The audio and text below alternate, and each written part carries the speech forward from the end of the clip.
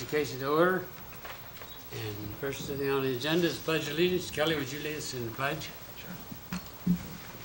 I pledge allegiance to the flag of the United States of America and to the republic for which it stands, one nation, under God, indivisible, with liberty and justice for all.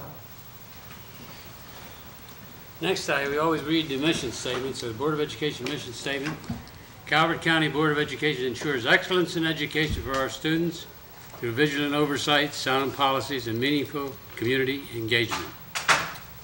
And the next item on the agenda would be the adoption of the agenda.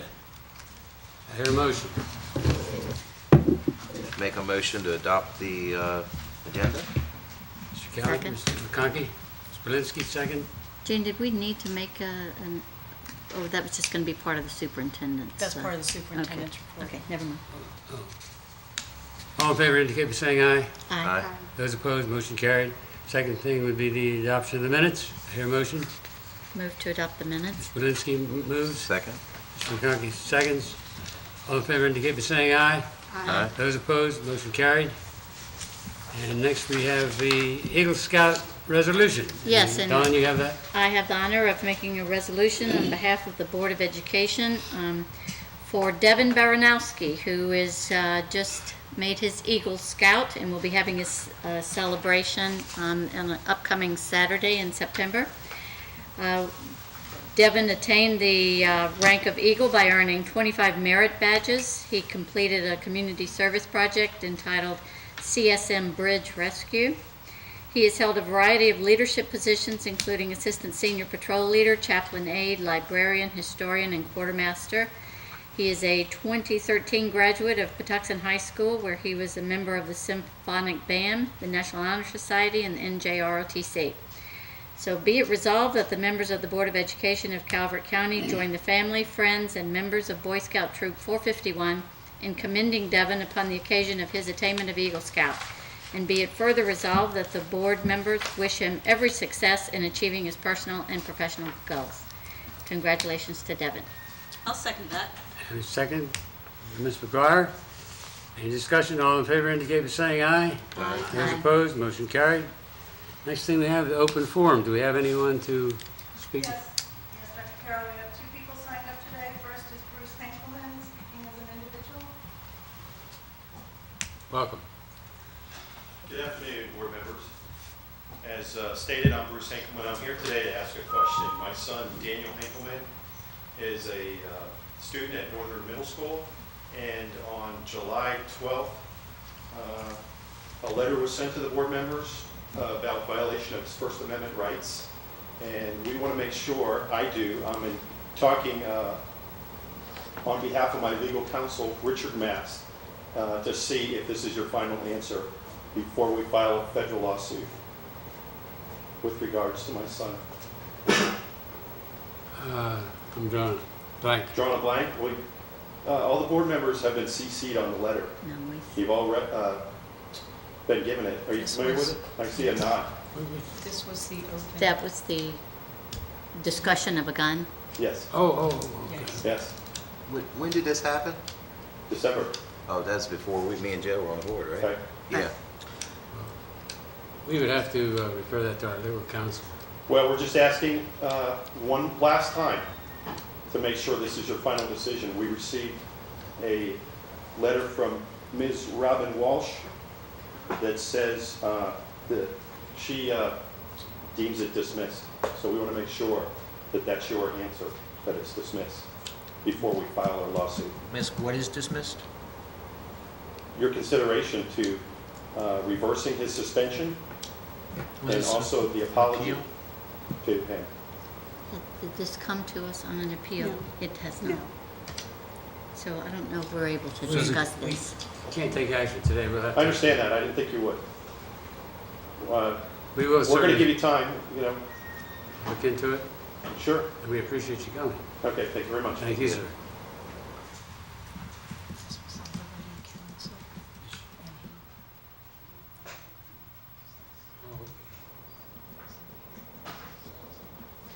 I think Karen's letting him know about the appeal process. I hope. He was too late for an appeal. He couldn't appeal. Because remember, it happened in December. Right. And he came out when. Okay, I think we got this. All right, Ms. Debbie Russ, representing the Calvert Education Association. welcome. Absolutely. Good afternoon. Dr. Carroll, members of the Calvert County Board of Education, Ms. Highsmith. All signs indicate that Calvert County Public Schools has started the new year in its usual streamlined fashion. Teachers, staff, and students, as always, are doing their jobs at the highest level of efficiency.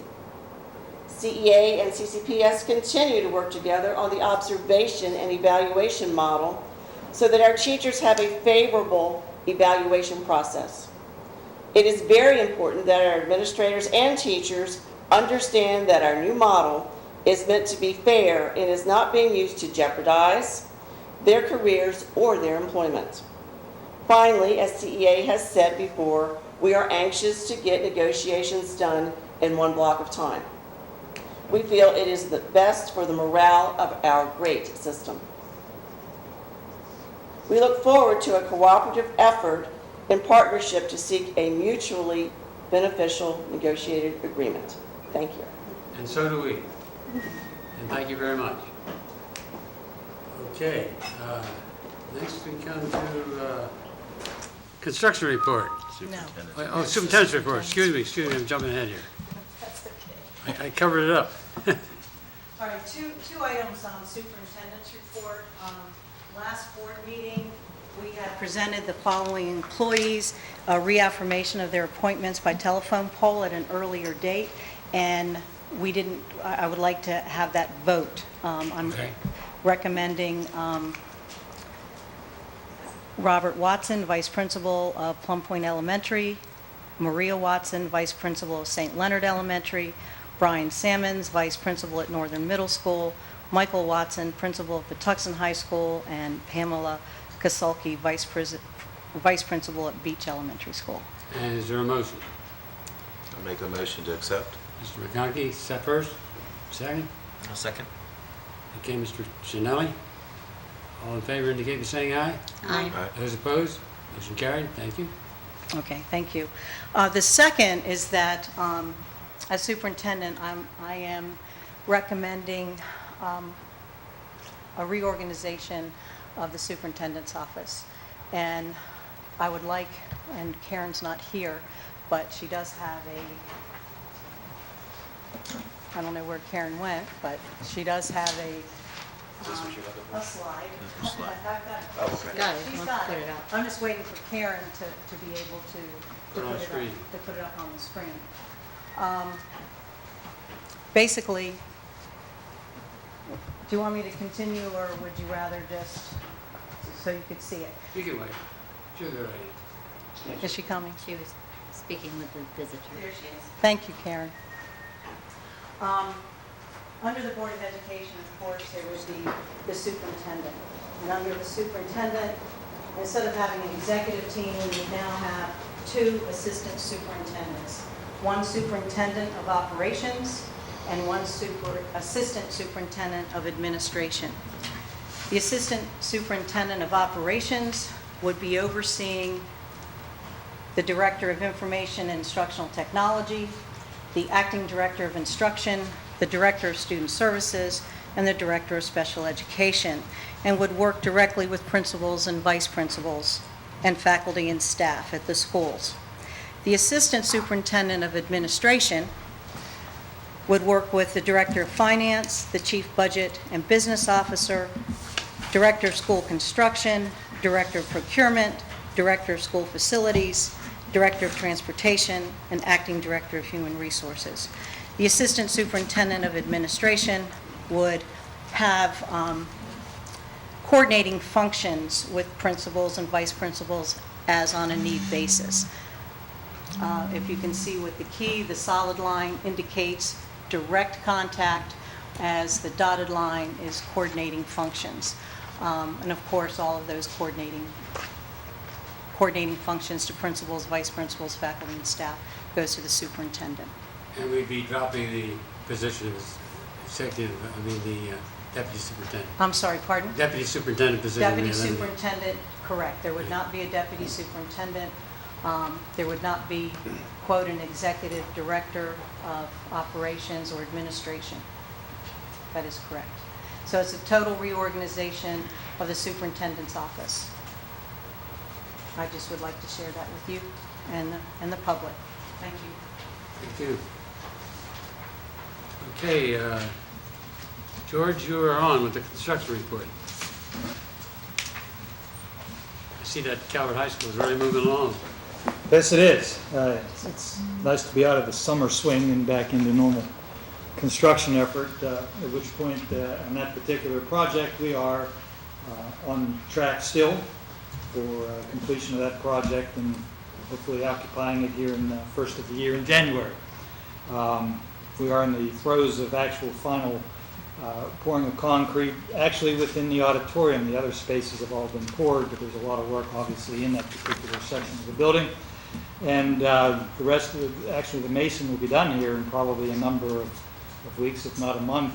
And at that point, we're completely closed in. Wow. So we're moving right along. And When do you see it actually finished?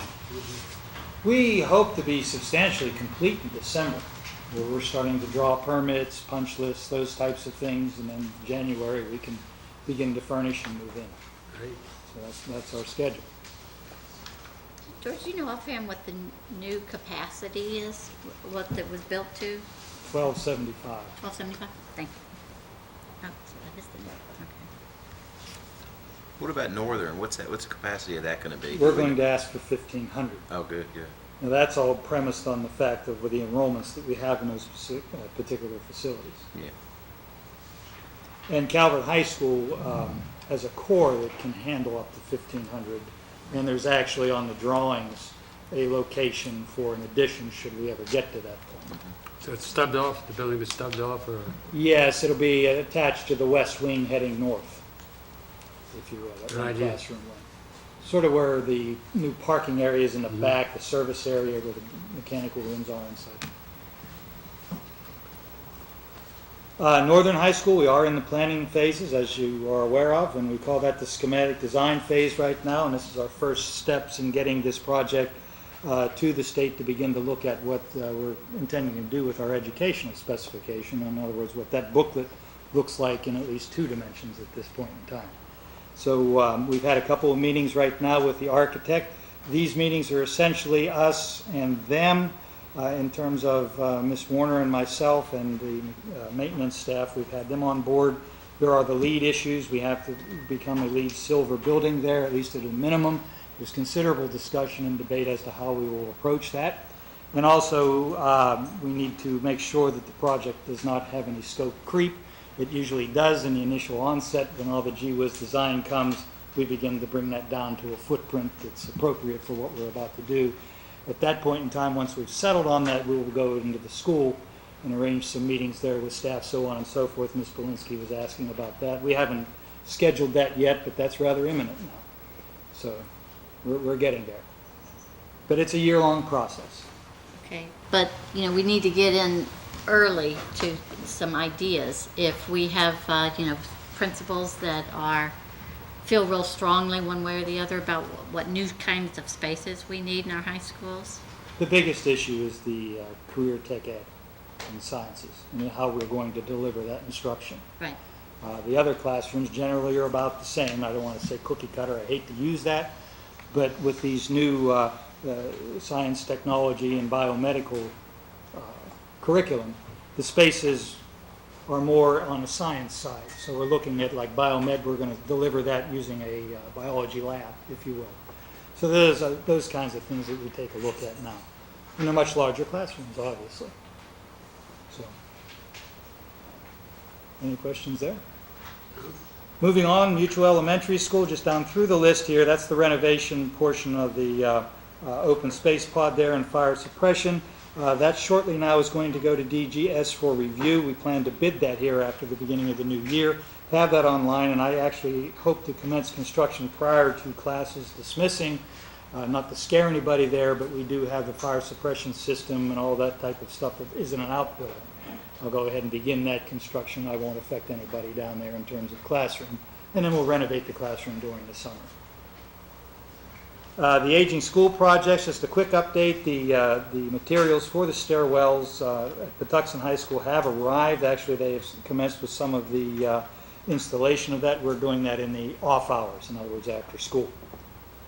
And the HVAC temperature control system upgrades that we're doing at Plum Point Middle School is not quite completed. Actually, I call that we're in our commissioning phase now, where they've plugged it in and now we're working out all of the bugs. So we're almost done with that.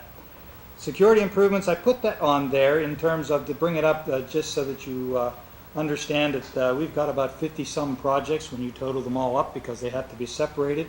One school could be receiving a number of different improvements, and that counts as a project in and of itself. And those projects are about to be submitted to the state for their approval. We have the funds in place. The state has allocated $435,000 to us. We will take some of the allocation that we were given on budget adjustments, which, matter of fact, will come to you in new business here shortly via a memo from Ms. McCourt.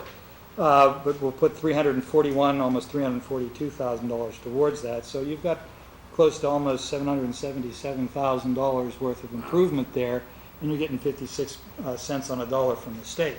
So it's a good application of those funds. The remainder of that will go towards other projects that didn't quite fit there. So we're moving forward. And do you have a priority list that you could send to us?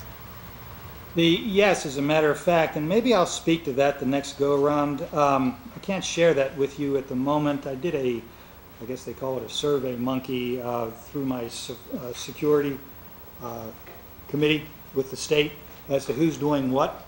And I may bring that with you and share that with you maybe next month if you like, as opposed to where we are and the types of things we're doing. It just kind of gives you a barometer there. But yes, to answer your question, we do have a hierarchy on things, and most of them are entrance type improvements, so on and so forth. I won't get into the specific details if you don't mind. Right. Some things we've done on a test level. This summer, Mr. Powers has done a few things just to see if, in fact, those are the elements that we do want to do and how we approach it so we have a better idea how to price them. So have you tested out the ability to lock a door that doesn't have a lock? To bar a door that doesn't have a lock on it? There are a number of things that we can do that are interim type things, and I say interim, they aren't permanent, because some of those doors, I think, if I'm following that question, are interior doors that don't have a lock for a purpose. Interior. They're panic hardware type things. So in an emergency situation, we have a couple of elements that, matter of fact, Trooper Titus hadn't sort of thought up, things you can buy off the shelf that will cause that to happen in an extreme emergency situation, and lock some of those types of doors. So those have been tested? We have tried some of that out? We know that they will. Yes, he's gone through and slipped them down. He demonstrated it to me and convinced me. So, quite frankly, I was rather impressed with his ingenuity. So, but we do have some things like that that will be soon in place. Moving on to the Southern Middle School Gymnasium HVAC, we do in fact have a confirmation from the state that the funds are there for us. We also have the local match, so that will happen in the summer, this coming next summer. And Thank goodness. That place Yeah. really needs it. yes, yes, They will be much appreciative. they certainly will be. And Huntingtown High School, that sewer project right now is in the design and survey phases, so we have nothing new to report there. The plant is in operation. I've not seen any reports, but generally I don't unless When do it's you hiccups. anticipate that being done? The design should be done probably within 9 months. We'll put it on the street to build, and it can be really constructed within a 6-month period. So in a year and a half is when I anticipate we're done with that. And that'll all be in conformance with the consent order that we've finally agreed to with the I hope with the we have state. no more problems with it. It's all a matter of if we operate the plant. The construction piece I've got no issues with, but Okay, the plant is in others' hands. right. And there are no easement problems? Pardon me? Are there easement problems? None that I'm aware of at this point in time. Something may prop up as we do the design, and there's some easements and rights of way I need to go and take a look at. The other thing that I'd like to at least bring to your attention, and that's my report as far as the projects we have. Any other questions there? If not, it's just a comment on the CIP. We're in that public opinion phase at this point in time. We will come to you on the 19th, I believe it is, for approval because we will submit the plan to the state on October 4th. If you have any suggestions or comments, whether you share those through the superintendent or call me directly, I don't mind either way, whichever you're most comfortable with. we can entertain that in terms of monies or placement or priorities, so on and so forth. I know Ms. McGuire last session had a conversation, or at least we entered into a brief conversation on Beach Elementary School. That's all warranted. I feel that that's good conversation and dialogue. So if you have any continuing thoughts on that, it's good to air them out and discuss them. Now that happens to be a project that's in the out years. It's something that's a little more close or imminent in terms of construction we may want to jump on immediately. But all these types of things we need to at least iron out in our minds before we submit it. So Well, they're all subject Please. to change, too. they're all subject to change. They can change after submission by a point in November. But again, I'm always hopeful that we've sort of put it in concrete and we aren't messing around with the state, because then they're in limbo trying to figure out where we are. So When do we have to have the ed specs done for beach if we have it in 2020? that's down the ways a little bit. The feasibility studies in 2017, FY 2017. And the ed spec takes place after that? We'd like to probably approach that prior to that so that the feasibility study can take a look at it and apply what we have in that document towards what we want to provide. So, in a couple of years, we should be knocking on the door on that particular product. Well, I'm just thinking, I know we don't want to start that process too early, but if for somehow the state comes up with another batch of money for capital projects, we want to be able to be ready. Because that is a, I wouldn't hold my breath on that, but I sure would hope it I would know, happen. but, Don't forget our commissioners in that too. So it all has to be. right, but if they have to every, contribute. if karma comes down and drops money on everyone, then we would want to put the shovel If we in hear anything, earlier. we'll certainly begin to move forward. Being shovel-ready is actually a good position to be in. We'll get the shovels out and ready to go. Anyway, if you have any comments there, take a look at beach, so on and so forth, in that out year, so, But I gave you a copy of the worksheets, and we've actually almost begun to finalize those, but there's still a few elements I need to interject in there, and I need September enrollment, so on and so forth. So it's fluid yet, but for the most part, it's there. And your comment would be greatly appreciated. With that, Thank you, Dr. George, Carroll, for that doing wraps an it up. excellent job. Thank you very much. It's the best thing we got going. Okay, the next thing would be the board calendar adjustment. And Nancy, do you want It You're won't done? open. Oh. I'm down. to? There it is, right Yeah, here you go. There we go. We need to make, next one over, All right. there's two. Wait a minute. Next, there's another, there's two, You want to go over the Oh, second wait a one? minute, okay, hold on. there's two documents. Okay, let me get back here. Here, take mine. Thank you. Oh, I got it. You don't have faith in me? No, she just needs to read it, that's all. You got it right here, see that? Okay, It took time to look at it. we need to make some Board of Education calendar adjustments due to October 17th work session will be held at College of Southern Maryland as a joint meeting with the CSM Board. November 7th, the work session and business session meeting to be moved to November 17th due to a legislative conference for superintendents in Annapolis, and the November 14th work session to be moved to November 21st. I recommend approval, please. I'll take a motion if you, Make a motion to approve? Mr. McConkey, you lose? Second.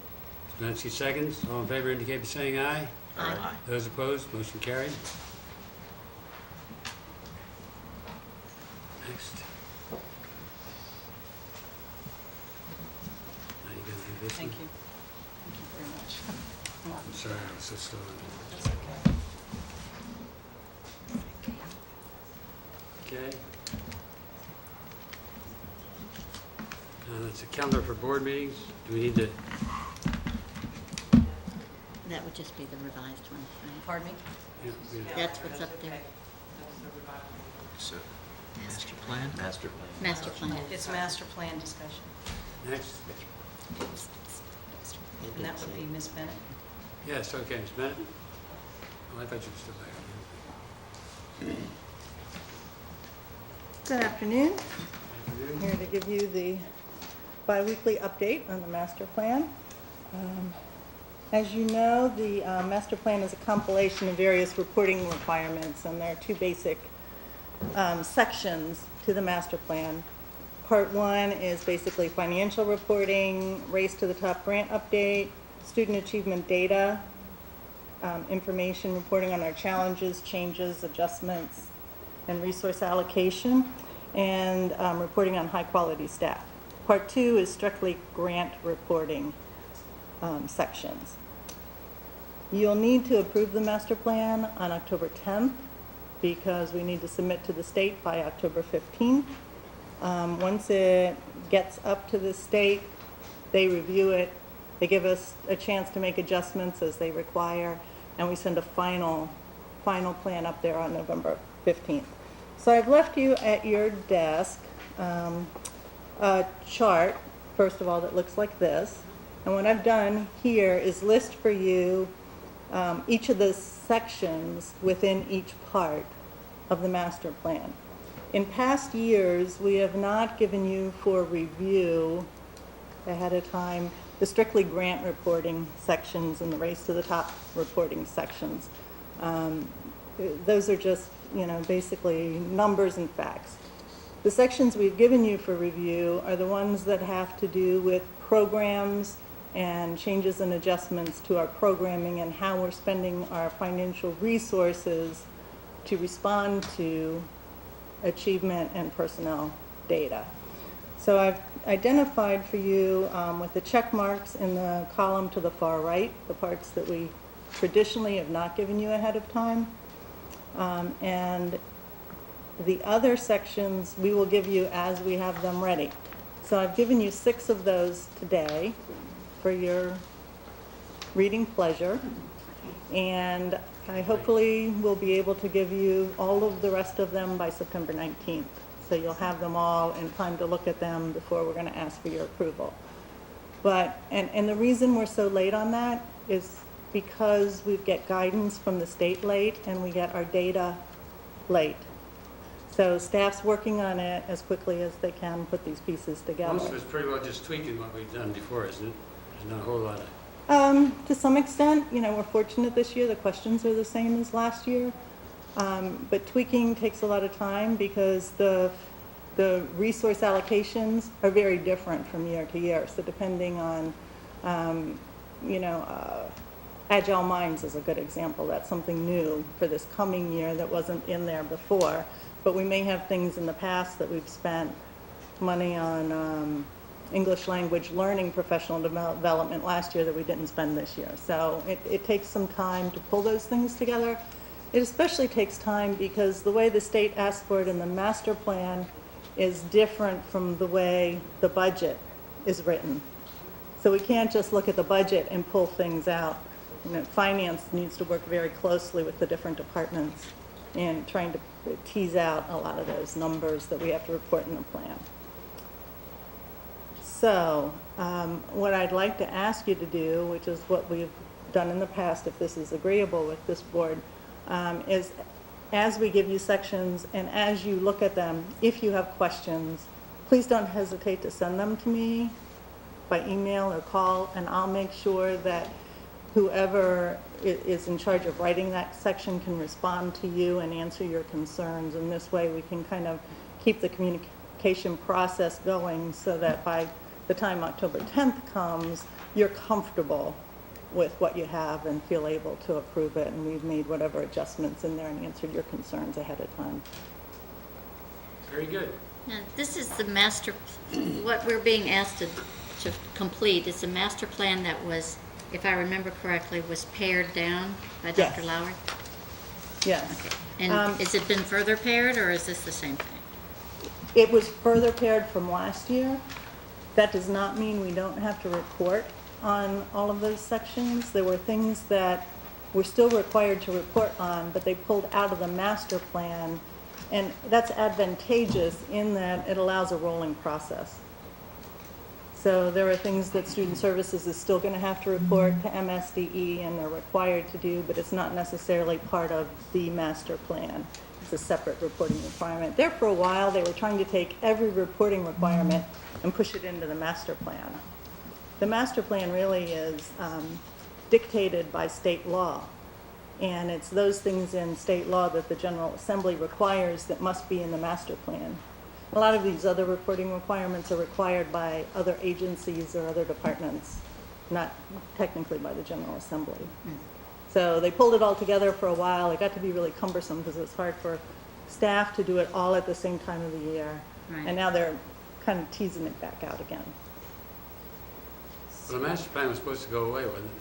Wasn't it supposed to sunset? Right, it was a 5-year master plan, and, you know, we're on year 11. Is this the 11?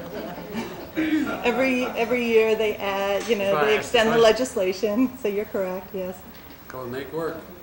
yes. Oh, it's, okay. Anything else? Well, just a question about the data that you're waiting for from MSDE. What's outstanding at this point? At this point, we don't have HSA data, but we can, and this is always, you know, kind of shake your head, is write about 2012 data.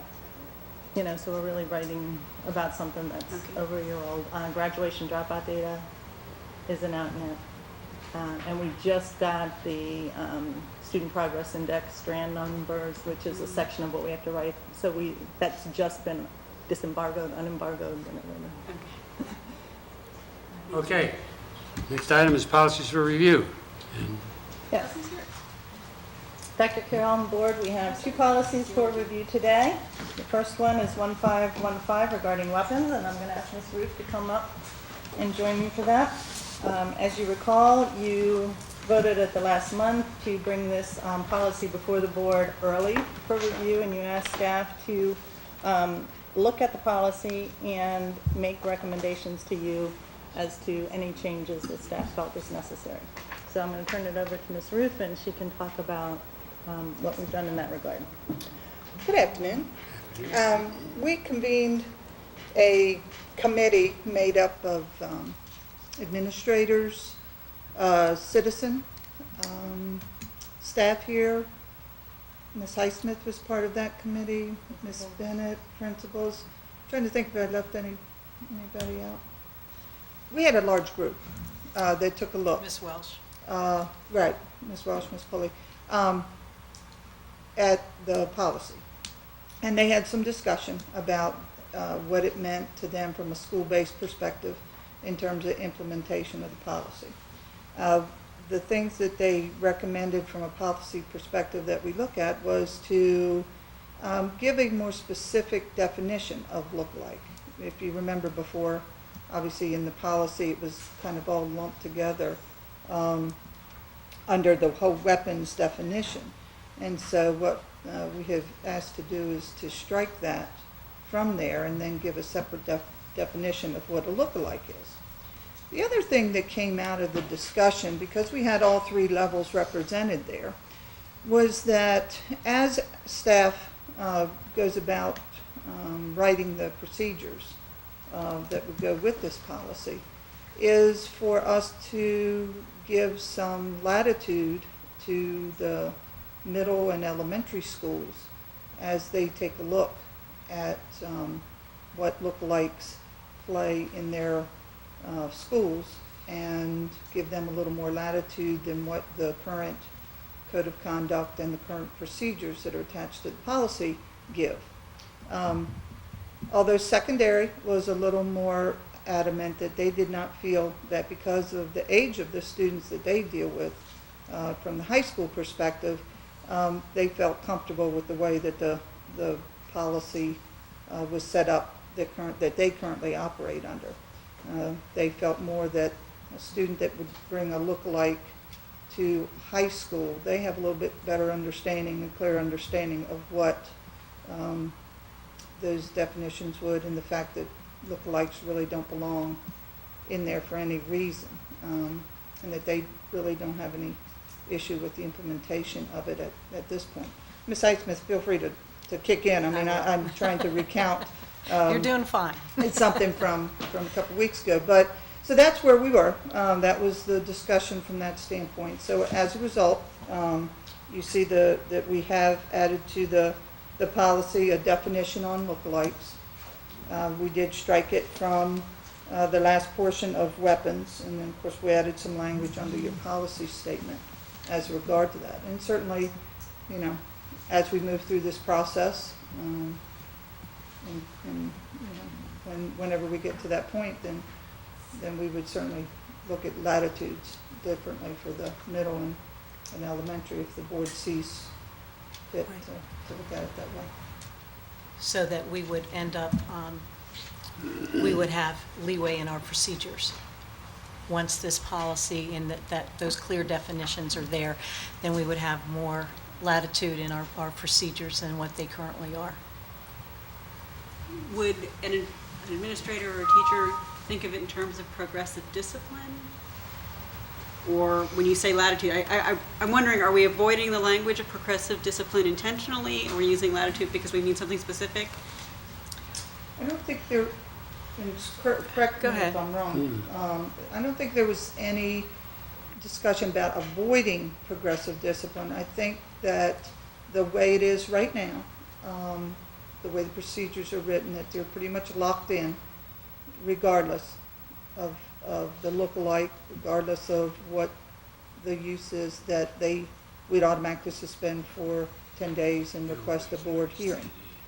So I think what they're asking for is some latitude in the situation in which that look-like appears on their campus or in their building or in that backpack or in the pocket or wherever it might appear, that they would be given a little more latitude in the possible consequence,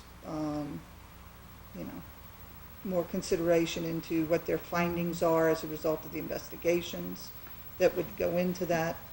And, instead of now automatically being locked into, you must do this, is to give a little more latitude in them having an opportunity to look at other consequences as opposed to an automatic. Correct. And the other piece of that was the whole idea of threat, the perceived idea of a threat. And that was a big, long discussion that all the everyone on the committee had. That if students or other members of the community or the school felt that there was a threat, that had to be taken very seriously, that was not something that we could, progressive discipline could not, oh, it's the first time we perceived a threat, and now, okay, we're only going to do Okay, this the second time. Thank you. That's Now I understand why we're being specific that way. correct. Because progressive discipline is, well, the first time this happens, this will occur the second time, but there's certain situations, depending on the threat, that we would need to have that latitude.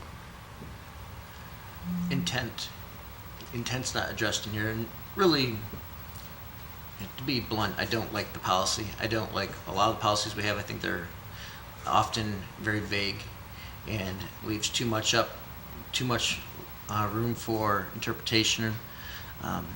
While I certainly want to give the administrators at the school level more leeway and more discretion, more ability to be able to take each individual case on its own merits, I think we need to, in the policy, be more direct in the guidance that we provide them. I think we should be directing them to consider the student's intent, to consider the student's capacity. Also in the procedures, but not in the policy, it talks specifically about notifying parent or guardian of a student or students who are suspected of this, and I know this could also go to other policies, but right now it simply says that they have to notify the parents at some point, and they have to make a reasonable effort to notify the parents. Well, I agree with that. I believe that it needs to be done as soon as possible, and whether we actually put a time limit on what as soon as possible really is or not. I understand that notifying parents, or a parent would then have the ability or be able to exercise their right to direct the school to no longer speak with that student until they're present, and then maybe even remove the student. I understand those could become hindrances to a full investigation, which is important, but I think at the same time it's the parent's right to know that their student is that their child is suspected of something serious enough to warrant an out-of-school suspension. I haven't seen anything. I know we talked about intent and we talked about capacity, mental capacity, rather than age. We talked about that in our last meeting. I didn't see anything in the new policy or in the these revisions. There was a lot of discussion about mental capacity, and one of our concerns was, what do you do with a high school student who is in a functional living program who has a mental capacity that is a lot lower than others? And the law does not take that into consideration. The law does not take mental, in terms of if you're 18 years of age and you're considered an adult. So, Well, that particular part of capacity is already addressed, I believe, in the current procedures, isn't it? In the current procedures, it makes I don't know about exception, but I think you're referencing special ed students and the law, there's a whole Sure. different set of Different standards Right. for Is special ed that students. not the same thing that you're talking about? well, Well, go ahead. no, I'm sorry, you go ahead. Where do you draw, I mean, there was a lot of discussion about mental capacity. We did not want to put an age, I don't want to put an age either. but we wanted to let the principals of the schools, and especially the middle and elementary schools, take a look at what the situation was and what were the circumstances. We didn't want to get locked into, and that's why our policies tend to be rather vague, because once we start, and that's what happened with the procedures this last go-around with, we were locked into this. The intent, not one other people in that room ever wanted to talk about or be able to say, what was your intent when you did this? We're not mind readers. We cannot, I mean, somebody walks in here today, I don't know what their intent is. If they come in here and wave a gun, would it be, But okay, if it's- someone comes to the principal's office and says, I made a mistake, and I have this pocket knife with me right now, we have. that's intent.